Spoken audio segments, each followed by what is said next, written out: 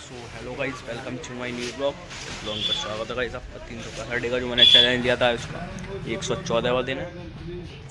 और दुकान पे भी आ चुका हूँ, स्टार्टिंग करते हैं। शिवम भैया सुबह आगरा चले गए और गाइस शिवम भैया जल्दी आ रहे हैं तो भाई मेरा मन नहीं लग रहा भाई। भाई जल्दी आते हुए तो 5:30 बजे दुकान उड़ा के आ रहे हैं, शादी में आ रहे हैं। मैं भी शायद 6:30 बजे चला जाऊँगा। भाई खाना आ चुका है गाड़ी लेके। भाई बहुत हैवी गाड़ी है, हीरो होंडा।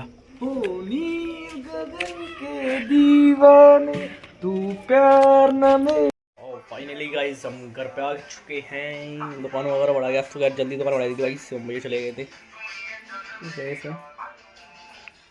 कल तो भाई ऋतिक भाई की शादी है, उधर जाएंगे।